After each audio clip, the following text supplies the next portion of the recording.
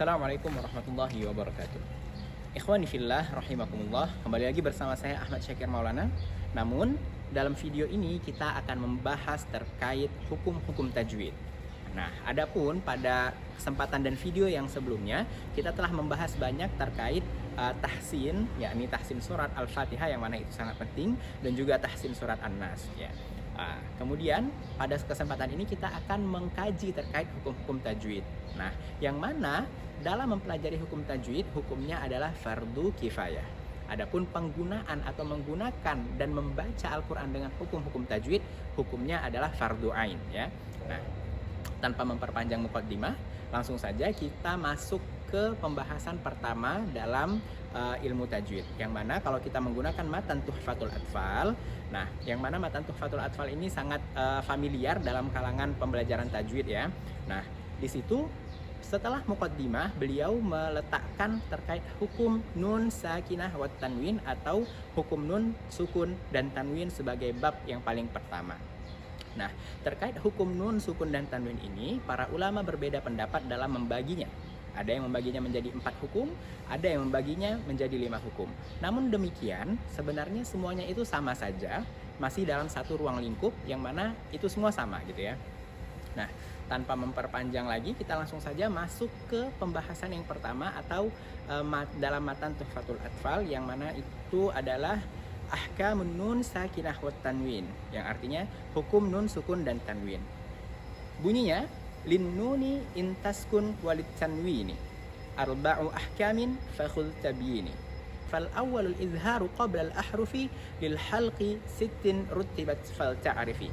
Hamzun fahaun thumma ainun haun muhmalatani thumma ghainun kha. Nah, itu adalah bunyi matan Tuhfatul Atfal terkait hukum izhar, yang mana artinya dari bab pertama hukum nun sukun dan tanwin. Nah, untuk nun sukun dan tanwin terdapat 4 hukum, maka ketahuilah.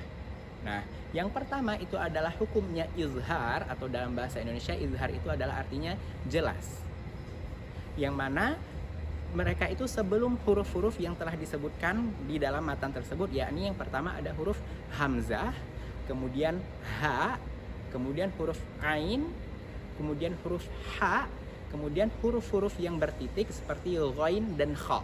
Nah, kenapa di situ dibuat huruf yang bertitik? Karena kan sebelumnya itu disebutkan huruf ain dan ha, dan kemudian muhmalatani itu ada ghainun sama kha, begitu ya. Nah, untuk pengucapannya kita harus benar-benar menjelaskan huruf-huruf yang mana apabila ada nun sukun dan tanwin, nun sukun atau tanwin, kemudian setelahnya diikuti oleh huruf-huruf yang telah dijelaskan di dalam matan Tuhfatul Atfal tersebut, maka kita harus membacanya dengan menjelaskannya.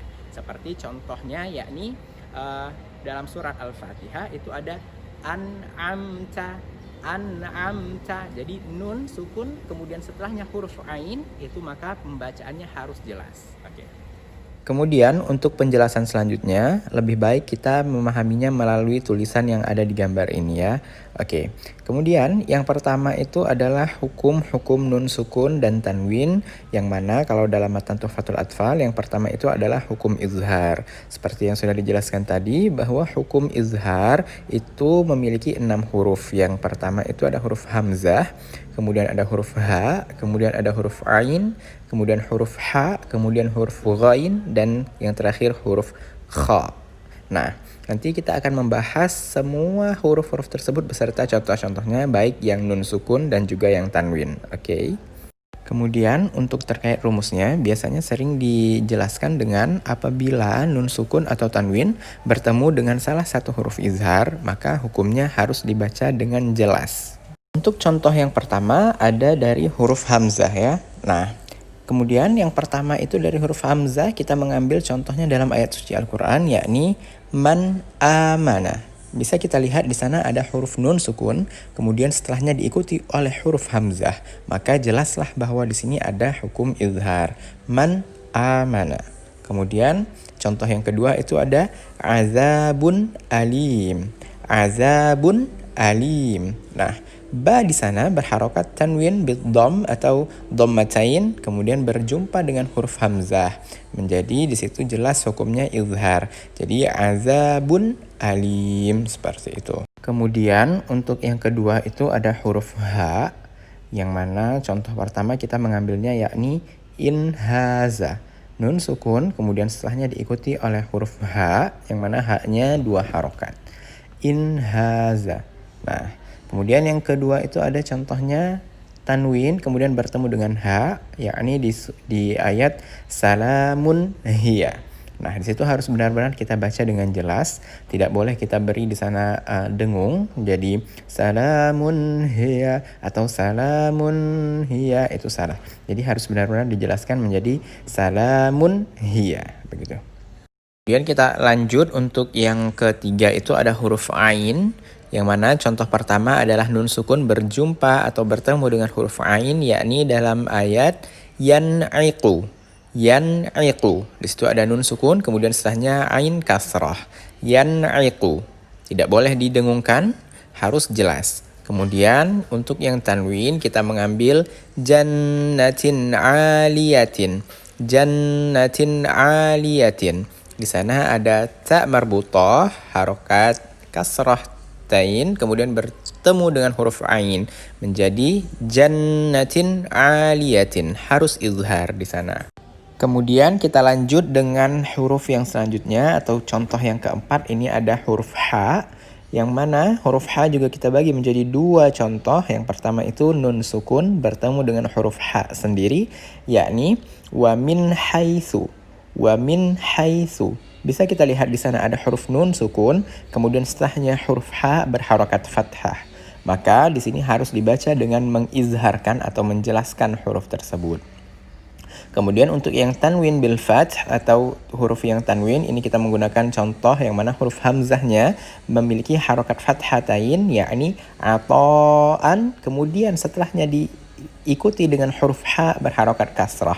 Menjadi cara bacanya atoan hisaban. Atoan hisaban. Di sana harus kita izharkan atau harus kita jelaskan. Kemudian selanjutnya huruf ghain, yang mana juga sama caranya kita bagi menjadi 2 contoh. Yang pertama nun sukun bertemu dengan huruf ghain, kemudian huruf tanwin bertemu dengan huruf ghain juga. Oke. Yang pertama kita ambil yakni min ghairikum. Min ghairikum. Nah, di sana ada huruf nun sukun atau nun sakinah, kemudian setelahnya diikuti huruf ghain berharokat fathah, maka di sana harus dibaca dengan jelas. Kemudian untuk yang tanwin di sana ada ajrun ghairu. Ajrun ghairu. Di sana ada ra tanwin bid dham atau dhammatain, kemudian setelahnya diikuti huruf ghain, maka di sana harus dibaca dengan izhar atau jelas. Contoh yang terakhir itu ada dari huruf kha, yakni sama kita bagi menjadi 2. Yang pertama itu ada nun sukun bertemu dengan kha, yakni menjadi min khasyatillah. Min khasyatillah. Di sana ada huruf nun sukun, kemudian setelahnya diikuti oleh huruf kha, maka di sana harus dijelaskan. Untuk terkait yang tanwin, kita menggunakan tanwin bil kasr atau kasratain, yakni zarratin khairan.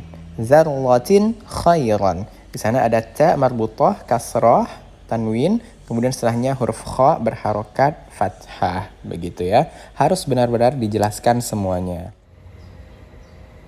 Oke, kemudian setelah kita memahami terkait contoh-contoh dan teks-teks yang telah kita tampilkan tadi, nah sekarang kita akan sama-sama mempraktekannya dengan melihat bagaimana mulut saya mempraktekannya, begitu ya. Nah, kita ambil satu contoh dari contoh-contoh yang telah banyak tadi, seperti contohnya dalam kata man amana. Di situ ada hukum izhar yang mana nun sukun bertemu dengan huruf hamzah. Nah, man amana. Kita harus memposisikan bahwa hukum di situ adalah benar-benar izhar dan tidak boleh ada dengung di sana. Jadi kalau seandainya kita membacanya dengan man amana, itu tidak bisa diterima ya, karena itu tidak sesuai dengan kaidah yang diajarkan. Begitu juga dengan kita ambil lagi contoh yang kedua seperti salamun hiya. Di situ ada tanwin bertemu dengan huruf H. Jadi salamun hiya, harus benar-benar izhar di sana. Oke. Mungkin dalam kesempatan hukum izhar ini hanya segitu yang bisa saya sampaikan. Lebih dan kurang saya mohon maaf. Nah, kalau seandainya ada pertanyaan, kita akan tetap selalu membuka terkait question and answer. Bisa di DM di Instagram saya ya. Oke, assalamualaikum warahmatullahi wabarakatuh.